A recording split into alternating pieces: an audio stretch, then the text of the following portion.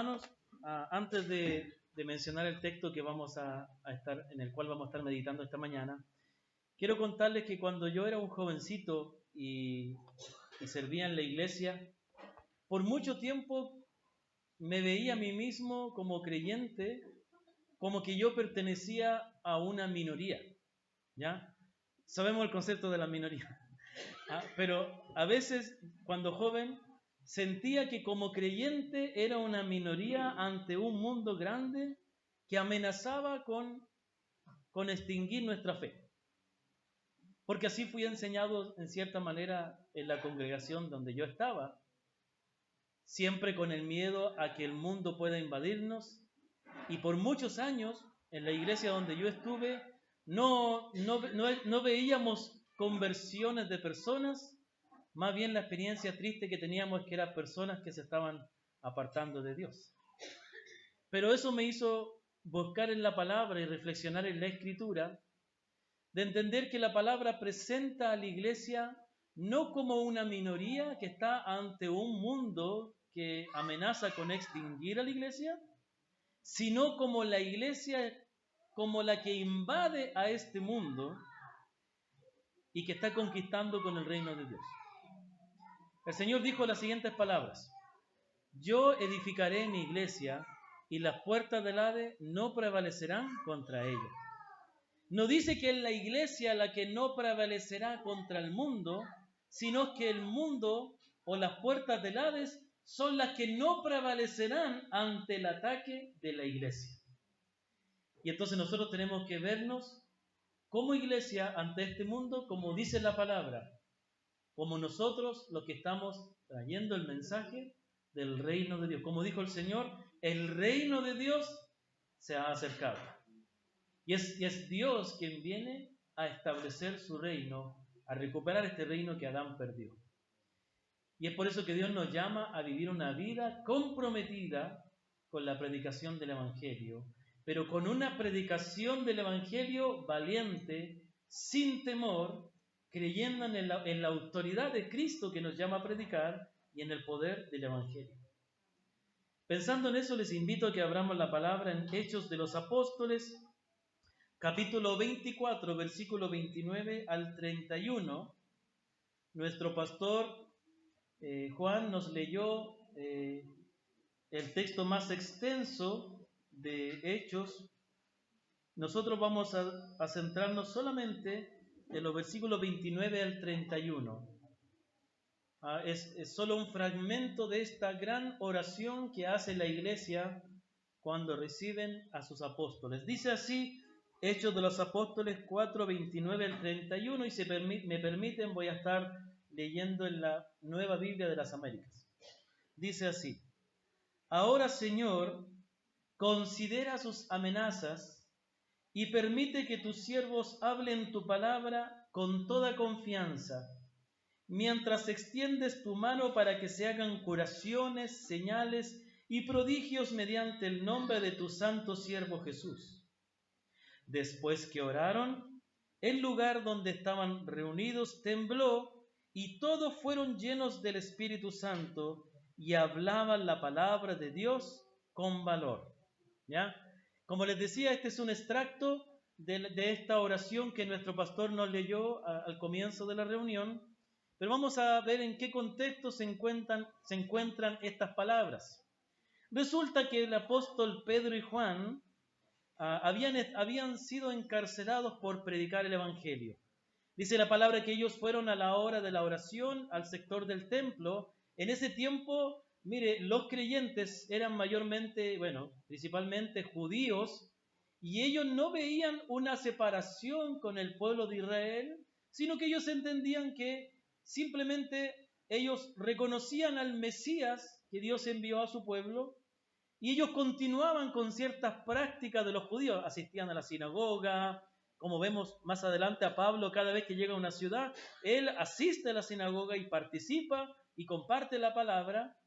Fue recién en el año 100 de nuestra era, en el año 100, cuando hubo una separación radical de los judíos cristianos con el resto de los judíos, cuando el rabino Gamaliel junto con otros rabinos importantes, redactan un decreto donde se les expulsa a todos los judíos que creen en Jesús de las sinagogas. Pero para ese tiempo ellos seguían siendo parte de las actividades, entonces fueron al templo a la hora de la oración y entonces encuentran a un paralítico que estaba pidiendo limosna. Y entonces Pedro, guiado por el Espíritu Santo, le dice: no tengo plata ni oro, pero lo que tengo te doy.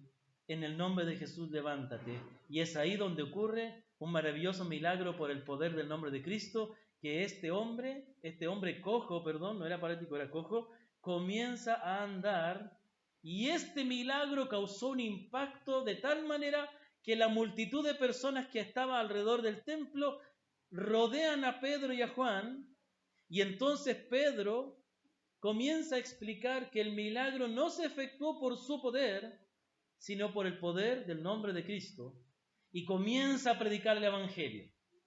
Y comienza a mostrar a través del Antiguo Testamento cómo Dios envió a su Cristo, a Jesús como el Mesías, que Él es el cumplimiento, y cómo el pueblo de Israel siempre rechazó a los profetas, y entonces esto causa molestia en las autoridades judías y los encarcelan. Entonces tratemos de meternos un poquito en lo que fue ese tiempo. Mire, la palabra de Dios nos presenta los hechos, pero no nos da los detalles, porque su propósito es informar, pero es nuestro trabajo, como dice la Escritura, meditar y tratar de entender la profundidad de lo que se dice aquí. Pedro y Juan eran juntamente con Jacobo, el hermano del Señor, eran los pilares de la iglesia de esa época.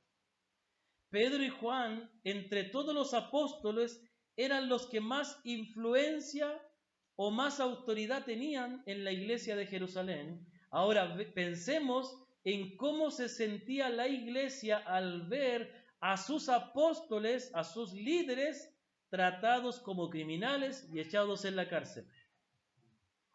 Esto podríamos pensar que podría ser causa para desanimar a la iglesia. Imagínense que estamos aquí y ustedes que tanto quieren y valoran al pastor Juan, que él sea llevado preso, esposado y tratado como un criminal al furgón de carabineros. Sería triste. Muchos de ustedes llorarían. Estaríamos asustados. Eso es lo que tuvo que pasar la iglesia al ver a sus apóstoles echados en la cárcel. Y las cárceles no eran como ahora. Si ahora nos quejamos, ahí era peor. La cárcel de Bukele es un palacio, es un trato amable comparado con lo que eran las cárceles en esa época. Eran calabozos infestados de todo tipo de delincuentes, asesinos, sin higiene y nada de esas cosas. Horrible, ¿me comprenden? Así estaban siendo tratados estos dos siervos de Dios que lo único que estaban haciendo era predicar el Evangelio. ¿Cuál es la reacción? Bueno, ellos, por la gracia del Señor, Dios obra, ellos salen, y cuando salen de la cárcel van a donde estaban reunidos los discípulos. Y los discípulos se alegran, la iglesia se alegra en ver a sus apóstoles, y entonces la iglesia eleva una oración a Dios. Y esto es algo maravilloso, mire. Cuando la iglesia es perseguida, cuando la iglesia enfrenta oposición, cuando el diablo ataca y estorba la obra de Dios, ¿qué hace la iglesia ahí? Ora, se une en oración. Y una de las cosas bonitas es que esto es una oración en favor de los apóstoles. Creo que una de las cosas más necesarias en el día de hoy es que la iglesia ore por sus pastores, ore por sus maestros, ore por sus misioneros, ore por aquellos que les están guiando por medio de la palabra. En nuestras oraciones como familias, en nuestros hogares, en nuestro tiempo de comunión personal con Dios, la oración por nuestros pastores debe ocupar un lugar importante.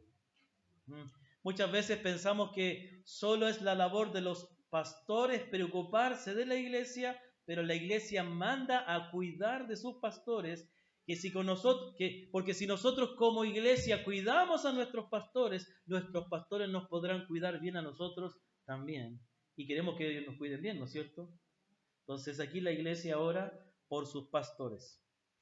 Entonces podemos ver en estos versículos que hemos visto del 29 al 31, tres cosas importantes que quiero compartir con ustedes. La primera es que ellos piden a Dios que Dios dé valentía a sus siervos para predicar la palabra. Versículo 29 dice, ahora, Señor, considera sus amenazas y permite que tus siervos armen tu palabra con toda confianza. Entonces, aquí hay algún detalle maravilloso. Ante la oposición y persecución que estaban sufriendo los líderes de la iglesia, los creyentes no piden que pare la persecución, sino que Dios les fortalezca a sus siervos. Ellos no veían la persecución como un estorbo, sino como una oportunidad para experimentar el poder de Dios. Ha sido en los momentos de persecución donde la iglesia más se multiplica. Recordemos lo que pasó con la iglesia en Jerusalén. En Hechos capítulo 1, versículo 8, el Señor les dice, y recibirán poder cuando venga el Espíritu Santo sobre ustedes, y serán mis testigos en Jerusalén, Judea, en Samaria y hasta lo último de la tierra. ¿Pero qué hicieron los discípulos? Se quedaron todos concentrados en Jerusalén. Siempre que Dios manda esparcirse, el hombre tiende a unirse, como la Torre de Babel. Y entonces ellos, en vez de ir al mundo a predicar, se quedaron ahí. Ellos se enfrentaban a una enfermedad que dice un autor cristiano que a veces la iglesia pasa por algunas enfermedades espirituales. Hay una enfermedad que se llama la koinonitis. La koinonía es el término bíblico que se traduce como comunión.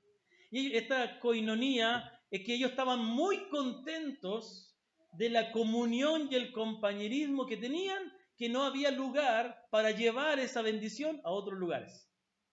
Y a veces nos pasa así. Algunas de nuestras iglesias en casa tienen koinonitis. Llevan años, ellos los mismos se aman, comen juntos, se van a visitar, pero no alcanzan a otras personas. Se centran en ellos mismos y eso es malo. Cuidado. La comunión es parte importante de la iglesia, pero no debe ser un estorbo para predicar a otros. Entonces ellos estaban contentos en Jerusalén. Los apóstoles perseveraban en la doctrina de los apóstoles, en el partimiento del pan, en la comunión unos con otros, en las oraciones, etc. Pero era eso nomás. Y entonces Dios envía una persecución. Viene Saulo de Tarso y comienza a arrasar con la iglesia, a perseguir, a meter en la cárcel. Eso obliga a que los creyentes se esparzan y es ahí, con esa persecución, que el evangelio llega a Samaria, que el evangelio llega a Jope, y que el evangelio llega a Antioquía y se planta la primera iglesia gentil. Entonces, las persecuciones no necesariamente son un estorbo, sino que muchas veces la manera en que Dios nos fuerza a cumplir con su voluntad. Y creo que a la altura de este capítulo 4 los creyentes ya están entendiendo. Están de poquito entendiendo esto, están entendiendo. Después viene la persecución y todo, pero están entendiendo de que lo que necesitan sus líderes no es que pare la persecución, sino valentía. ¿Sabe por qué? Porque persecución va a haber siempre. Oposición va a haber siempre. Gente que quiera rechazar el mensaje siempre va a haber. Yo hablaba con el pastor anoche de que para nosotros ha sido impresionante estar en Chile. Déjenme de compartirles algo personal. Cuando yo conocí a mi esposa, yo empecé a orar por ella. Y un día yo le dije que estaba orando por ella para casarme con ella. Pero nunca fuimos pololos ni nada de esas cosas, sino hasta que ella se devolvió a Ecuador. Y yo fui a Ecuador, que hablé con los papás de ella, que podemos formalizar nuestro noviazgo para luego casarnos. No rapidito, no para mucho tiempo. Pero mientras orábamos juntos salíamos y yo le visitaba de Tomé a la quinta región. Y en algunas ocasiones con ella y con otros hermanos fuimos a dar una vuelta por Viña del Mar y Valparaíso y para mí tiene lindos recuerdos. Pero sabe, cuando voy ahora ya no es lo mismo. El olor a droga, alcohol, el homosexualismo en todas partes ha hecho que ya no es tan agradable estar ahí, el libertinaje. Y entonces nosotros podemos decir, estamos en una época aquí en Chile donde el pecado se practica abiertamente donde la maldad abiertamente se permite y nosotros podemos pensar quizás que eso puede ser un problema para nosotros, pero más bien nosotros tenemos que recordar que este tipo de cosas siempre van a haber. Antes eran otras. Lo que nosotros necesitamos entonces es valentía. Entonces, ¿qué dice aquí la palabra del Señor?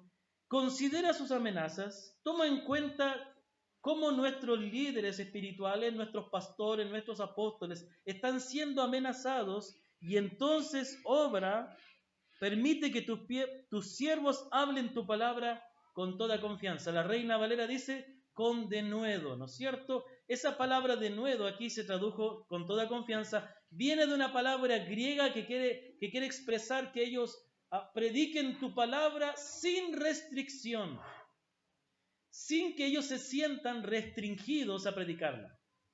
Las amenazas que ellos sufrían, porque ellos los soltaron pero los amenazaron, que no vuelvan a predicar otra vez, podía ser causa de tentación de que los apóstoles se sintieran que no tenían la libertad de predicar la palabra y que pudieran abstenerse de predicar o no predicar toda la verdad, o quizás suavizar el mensaje para que no sea tan ofensivo a los judíos.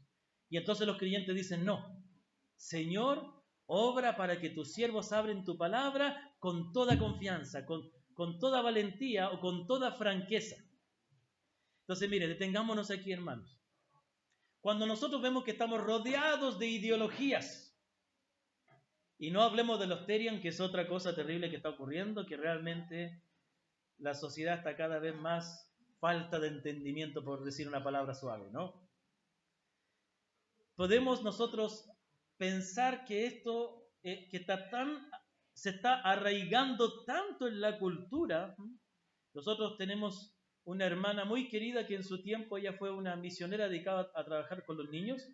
En el día de hoy es profesora en Santiago y ha enfrentado cantidad de problemas en el colegio en el que trabaja por predicar el Evangelio o por no estar, a veces ni siquiera por eso, ni siquiera por predicar el Evangelio, simplemente por tratar a un alumno como biológicamente es cuando él no se considera de esa manera y ha sido amenazada, ha sufrido acusaciones, etc.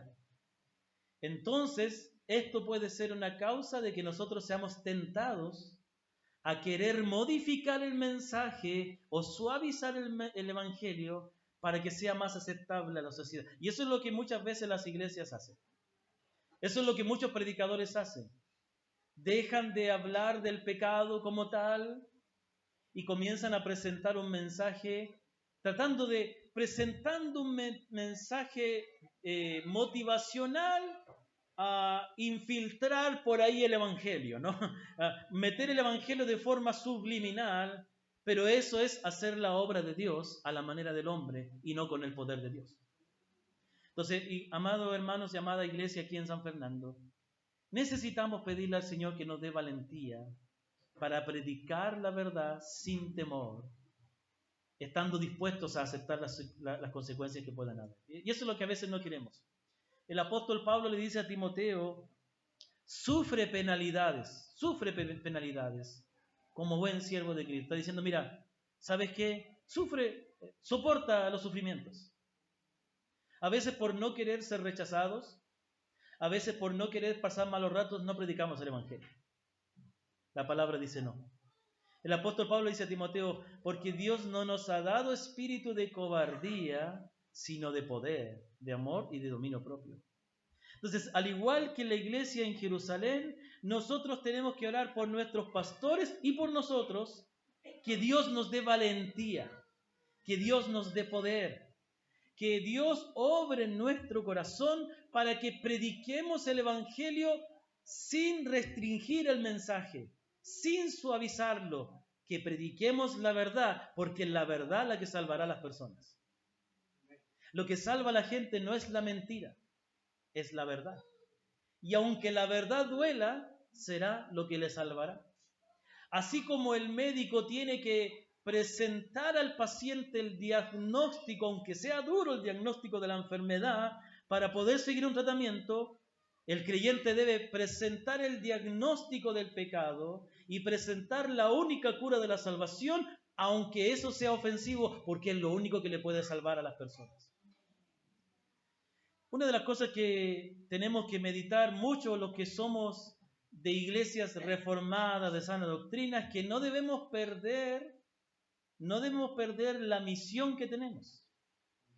Aunque yo doy gracias al Señor por todas las iglesias reformadas que Dios está levantando en Chile, una de las cosas que yo siempre oraba, mi esposa sabe, es que en la 8ª región hubieran iglesias de buena doctrina, porque no había. Yo vengo de un contexto de iglesias evangélicas de mis familiares donde vimos mucha corrupción, mucha infidelidad, adulterio en los pastores, en todo esto. Por otro lado, yo vengo de unas congregaciones donde realmente no se predicaba el evangelio y lo único que hacíamos era tratar de preservar esta congregación para que no muera. Y entonces yo oraba y doy gracias a Dios porque ya estamos a la Iglesia Bautista Reformada en Coronel, Concepción, y están levantando muchos lugares, ¿no? Pero ojo, nuestra misión principal no es propagar la reforma, es predicar el Evangelio. ¿Entiendes? Así que no perdamos de vista eso. Nuestra gran misión como iglesia es predicar el Evangelio a los que no conocen a Cristo. Esa es nuestra gran misión. Entonces, tenemos que, al igual que los primeros creyentes, pedirle al Señor que obre en nosotros para que podamos predicar el Evangelio con toda franqueza. ¿Estamos predicando el Evangelio? ¿Y estamos predicando el Evangelio con toda franqueza? ¿Nos cuesta? Sí, nos cuesta. Todo lo que Dios nos pide nos cuesta. La predicación del Evangelio es una obra imposible para nosotros. Nosotros no podemos resucitar a los muertos, pero Dios nos pide y Dios nos usa. Y nosotros tenemos que estar dispuestos. ¿Qué tan dispuestos estamos a ser usados por Dios? Mire, una de las cosas que yo pedía con mi esposa es que en este viaje pudiéramos ser usados por Dios. Tuvimos una bendición grande y una carga en nuestro corazón cuando fueron los incendios allá en Lirquén, cerca de Tomé. Una parte de Tomé que se llama Punta de Parra fue totalmente consumido por el fuego y la ciudad más cercana que es Lirquén, que es un puerto, fue consumido por el fuego, gran parte de la ciudad. Y con mi esposa orábamos y teníamos un peso en nuestro corazón. ¿Qué podemos hacer? Hay muchas cosas que se pueden hacer, pero ¿qué es lo más importante que la gente necesita? Aunque haya perdido su casa, la salvación, el Evangelio. Así que nos armamos un día de valor con nuestras hijas y mi sobrino que tiene 13 años, y fuimos a predicar el Evangelio. Llevamos el ukelele, yo tengo un ukelele, me gusta cantar el ukelele. Otro momento les canto en especial. Llevamos unos caramelos, algunas cosas, y empezamos y subimos a uno de los cerros donde habían los bloques, los departamentos. Cientos de departamentos totalmente consumidos por el fuego. Era una escena terrible que casi llorábamos de la tristeza, como que hubiera sido bombardeado, como que hubiera sido una guerra. ¿Y qué vamos a decir a esta gente que lo ha perdido todo? Y nos paramos en la calle, comenzamos a cantar y predicar el Evangelio, y la gente lo recibió. Y la gente agradecida. Y oramos por muchos. En una ocasión pasamos donde veíamos un grupo de gente, nos parábamos, cantábamos y les predicábamos. Orábamos por ellos también. Y en una ocasión pasamos de todos los departamentos consumidos por el fuego, había un bloque ahí donde un departamento no se quemó. Se quemó todo y ese no. Y estaban afuera ahí. Todas sus cosas se salvaron, todo. No se quemó nada. Lo único que se quemó fue ¿cómo se llama? El mango de la puerta, la manilla de la puerta. Eso nomás se quemó. Lo de adentro estaba todo. Medio derretido, pero estaba. Y estábamos predicándoles y un señor mayor que estaba sentado le llama a mi esposa. Mientras yo estaba cantando y predicando a la gente, le llama y le hace pasar. Y él le dice, ¿por qué pasó esto? Dice, ni mi auto fue quemado. Todos los autos se quemaron, estaban afuera. Ni mi auto ni mi departamento se quemó. Y mi esposa le predicó y le dijo, quizás Dios quería que usted entendiera que Dios le preservó su vida, le dio todo esto para que usted busque al Señor y entienda que necesita ser salvo. Y le predicó el Evangelio. Hermanos, también estando en la ciudad de Tomé, pudimos ver que había muchos locales comerciales de ecuatorianos. ¿ya? Hay una zona de Ecuador que se llama Otavalo, es una ciudad hermosa de población indígena, y usted los puede reconocer porque los hombres tienen pelo largo, tienen una colita atrás, una trenza. Dicen que los otavaleños usan la corbata al revés. Así, dicen, ellos tienen la corbata así como para tener la corbata y la tienen atrás, al revés.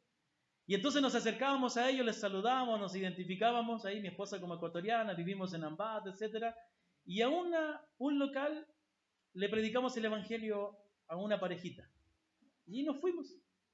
Y yo decía en mi corazón, sería espectacular comenzar una reunión con los ecuatorianos. Imaginaba yo. A la semana siguiente les pasamos a visitar y para sorpresa mía nos dice, ¿cómo le va? Dice, oiga, ¿usted no nos podrían visitar en nuestra casa? Yo allá casi me desmayo como cuando voy para atrás. Y entonces decidimos la semana siguiente visitarles. Cuando le llamo en la mañana, le digo, Rodrigo, ¿cómo está? ¿Cómo estamos para la reunión? Le digo. Dice, tengo 2 hermanos más y uno de ellos se quedó para preparar una comida especial. Fuimos y resulta que han sido 2 matrimonios y un soltero con sus hijos y empezamos a hacer reunión en la casa de ellos. Después nos volvimos a reunir al día siguiente y ahora que vayamos a tomar despedirnos tenemos que reunirnos con ellos otra vez. Hermanos, las oportunidades están, pero tenemos que estar dispuestos. A veces no estamos siendo usados porque no está en nuestro plan, en nuestro itinerario, ser usados por Dios. Pero Dios quiere usarnos. ¿Recibiréis poder cuando venga sobre vosotros? ¿Vino sobre usted el Espíritu Santo o todavía no? ¿O alguno de ustedes no recibió el Espíritu Santo todavía? Todos los creyentes tenemos el Espíritu Santo y tenemos el poder de Dios. Entonces, eso nos lleva al segundo punto. Ellos piden valentía, piden que Dios obre para que nada nos restrinja de predicar el Evangelio. Y en segundo lugar, piden que Dios acompañe su predicación con señales y prodigios, que es una demostración del poder de Dios. Versículo 30 dice, mientras extiendes tu mano para que se hagan curaciones, señales y prodigios mediante el nombre de tu santo siervo Jesús. Sabemos que Dios acompañaba la predicación de los apóstoles con señales y con milagros que confirmaban que ese era un mensaje que venía de parte de Dios. ¿Qué están haciendo los creyentes al pedir de esta manera? Ellos saben que la predicación de la palabra debe ir acompañada del poder de Dios. Ellos saben que aunque se predique la palabra, si no va acompañada del poder de Dios, nada va a suceder. Por eso ellos piden que Dios respalde esa predicación con su poder. Y eso es lo que nosotros necesitamos en el día de hoy. Cuando yo llegué al Ecuador, en el año 2005 ya, por esos años, ya, yo salía mucho a predicar a la calle. Yo vengo de una congregación donde no se practicaba la oración del pecador, pero allá sí se practicaba y yo la practicaba. Pero quedaba frustrado, salía con mis dibujos a predicar y la gente entendía y aceptaban al Señor, pero no querían congregarse. Hasta algunas veces tenía que prácticamente sobornarles para que vayan a la iglesia. Y entonces dije, no, esto está mal. Y entonces me dediqué a estudiar la Biblia. Fui a los evangelios, fui al libro de los Hechos y empecé a estudiar cómo se convertía la gente. ¿Y cómo se convertía la gente? ¿Cuáles eran las conversiones? No eran simplemente personas que repetían una oración, ni que levantaban la mano, ni siquiera personas que también, eran bautizadas y cumplían marcando su tarjeta los domingos, que asistieron y listo. Eran personas que lo dejaban todo por el Señor. Me acuerdo una de las conversiones que más me impactó fue la conversión del endemoniado gadareno, porque él se convirtió. Dice que el endemoniado gadareno vivía en los sepulcros, se daba con piedra, etc. Y cuando el Señor le libera, ¿qué hace? Dice la palabra que prácticamente estaba poniendo el pie en el bote porque se quería ir con Jesús. Y el Señor le dice, no, ¿cómo le digo? Lo siento, no te puedes ir con nosotros, pero anda y predícale a tu familia. Y el hombre fue y predicó en toda Decápolis. Decápolis significa 10 ciudades. En toda Decápolis predicó el Evangelio. ¿Qué conversión es esa? Es alguien que entendió que fue salvado de las llamas del infierno. Es alguien que entendió que merecía la condenación y entendió lo que Cristo hizo por él y entregó su vida.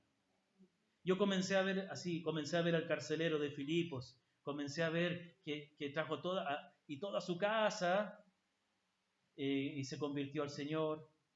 Lidia, el etíope, ¿no es cierto?, el eunuco. Y cómo él. Entonces yo dije, no, Señor, yo quiero ver esas conversiones. Y yo anhelaba eso y le pedí al Señor, yo no voy a hacer a la gente repetir una oración, no le voy a hacer pasar al frente ni levantar la mano. Yo les voy a predicar y les voy a predicar hasta que vea que ellos realmente se conviertan al Señor. Y por la gracia de Dios hemos visto muchas cantidad de conversiones así. Hemos visto muchas personas que se han convertido y que han abierto sus casas para que se hagan reuniones, que han dejado el pecado.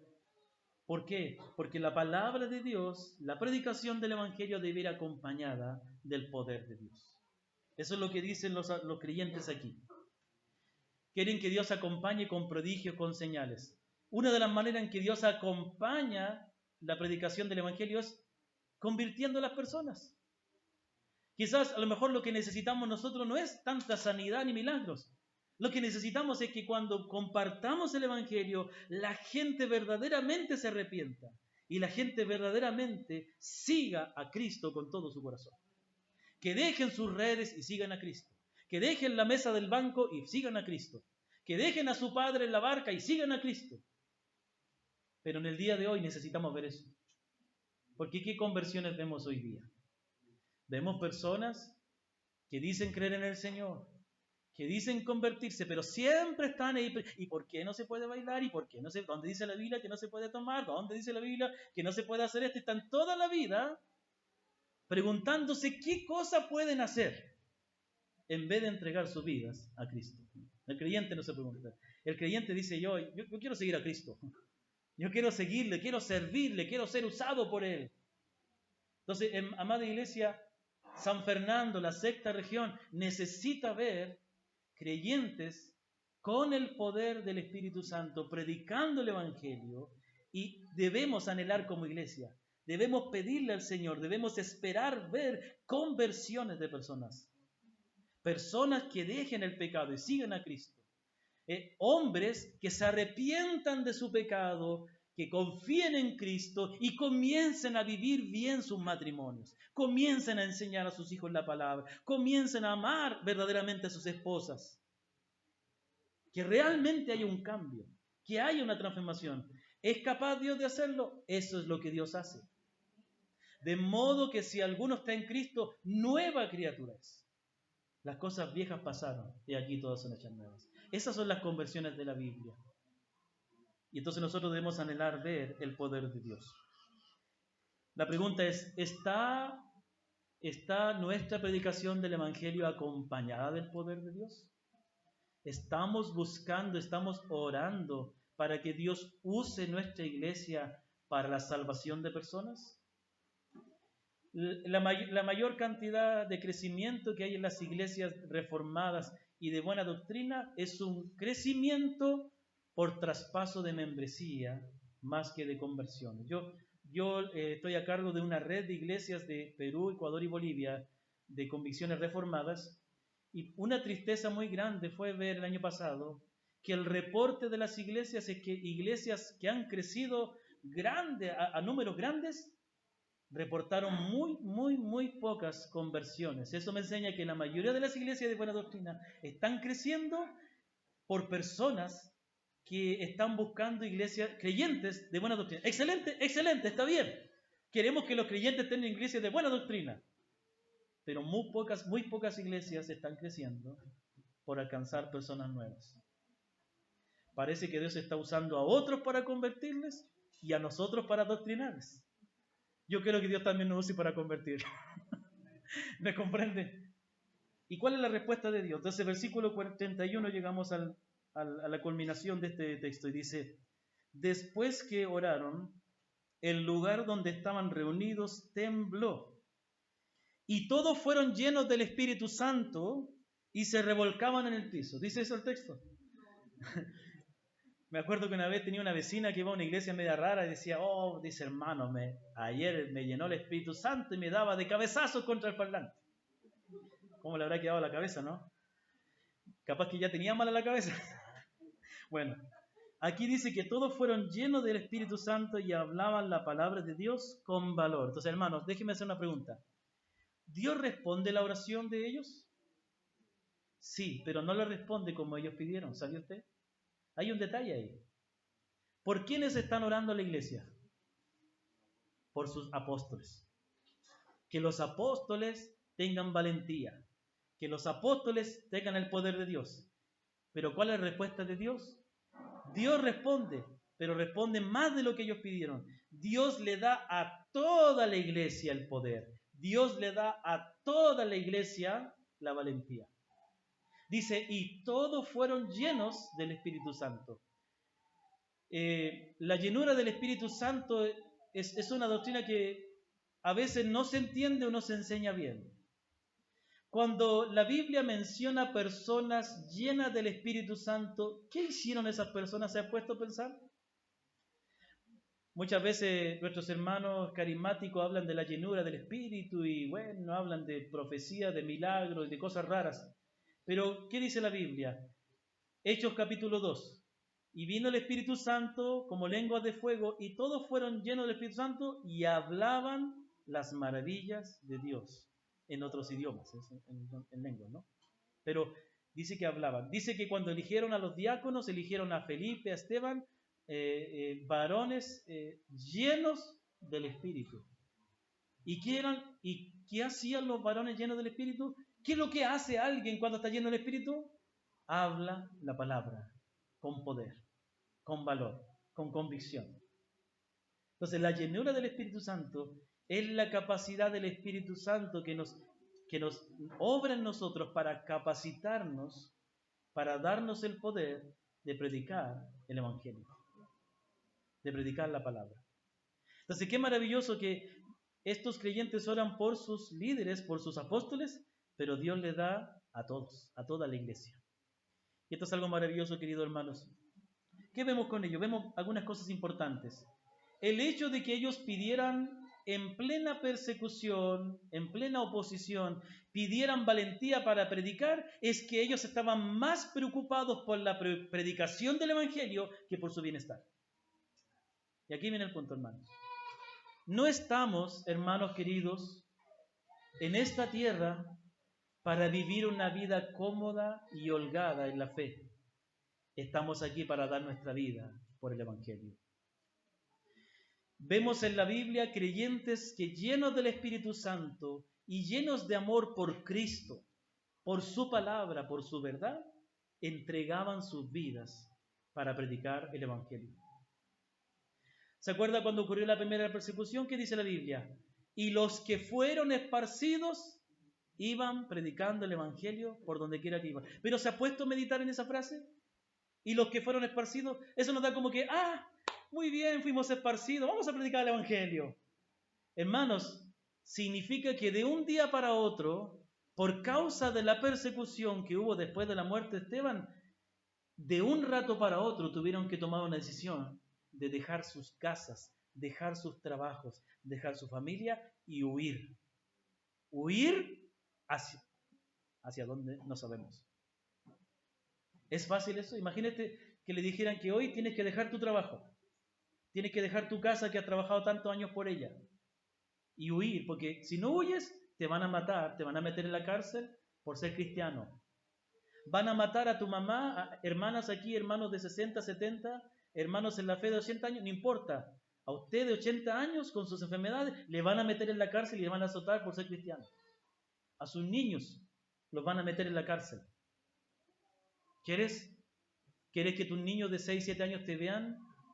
Que te meten en la cárcel, te quitan la ropa y te azotan. Entonces mañana tienes que huir. Agarra a tu familia, agarra tus cosas y anda, huye. Lo que menos pensaría uno es predicar el Evangelio.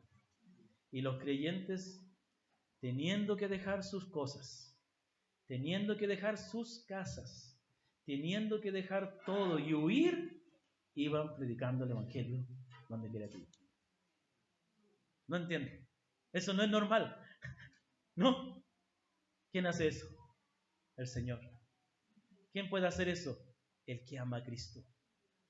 Llegó un punto en la vida de los primeros cristianos que Cristo era más importante que cualquier cosa que pudieran tener. ¿Por qué?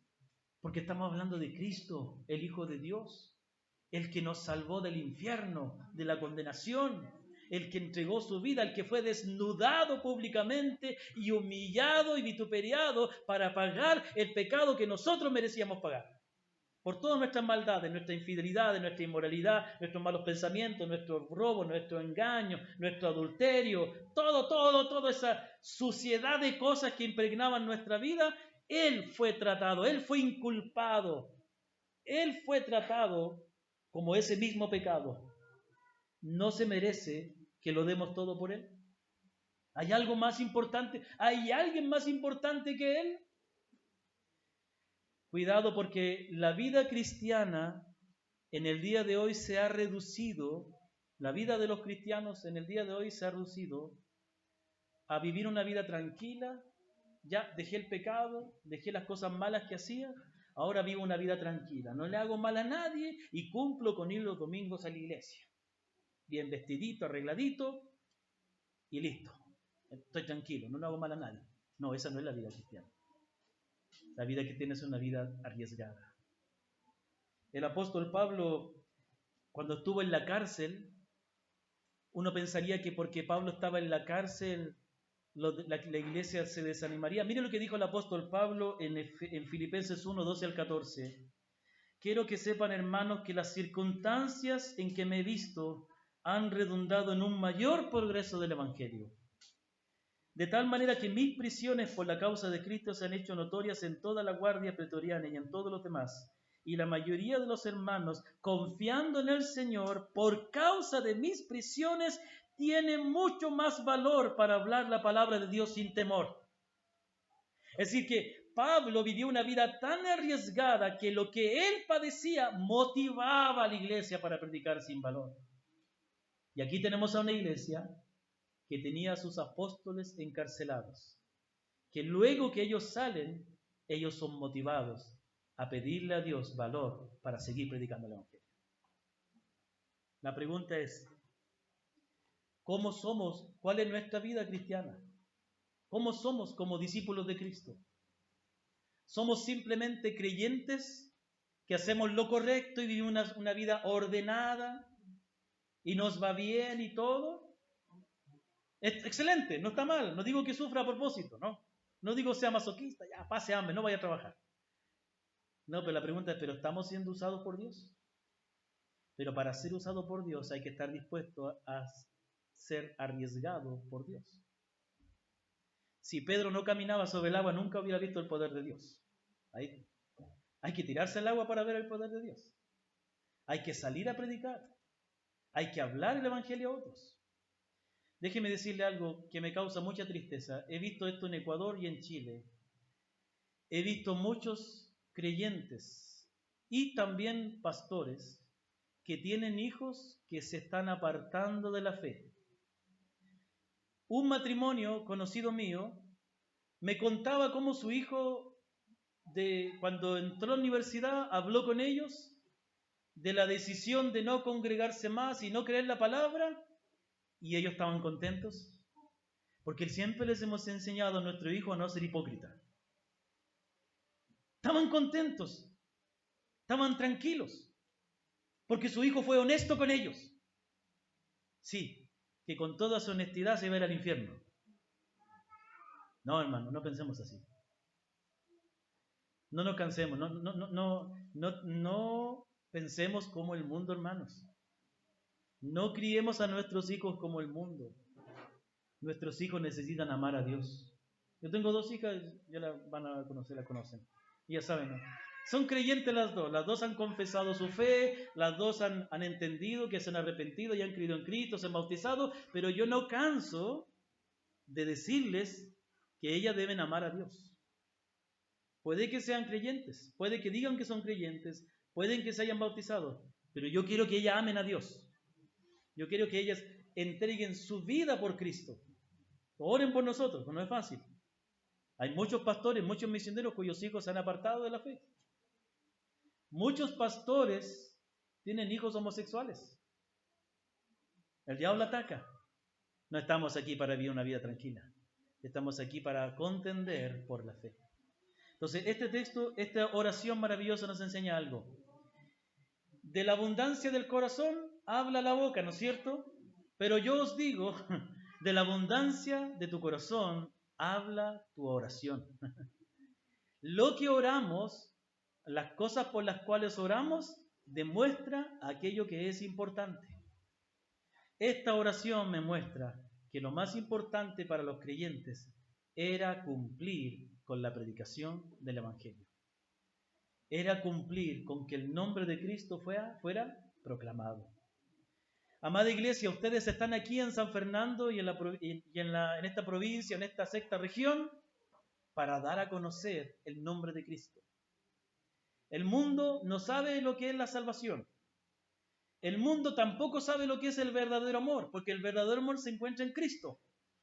Los matrimonios del mundo no saben cómo amarse, porque la manera de amar el matrimonio es como Cristo amó a la iglesia, y como la iglesia ama a Cristo. Solo un creyente lo puede vivir. El mundo no sabe lo que es el perdón, porque no han recibido el perdón de Cristo. El mundo no sabe lo que es una verdadera comunidad, porque la verdadera comunidad, la verdadera familia se halla en la familia de Cristo. Nosotros tenemos que ir a predicar el Evangelio. Nosotros tenemos que ir a invadir este mundo, a invadir esta provincia, a llenarla con el Evangelio de Cristo el Señor. Y para eso necesitamos el poder de Dios, la valentía del Señor, y que Él obre en nuestros corazones. Y que como iglesia y como creyentes estemos comprometidos con la predicación del Evangelio. Amén, hermanos. Que el Señor bendiga su palabra. Pongámonos de pie para darle gracias al Señor.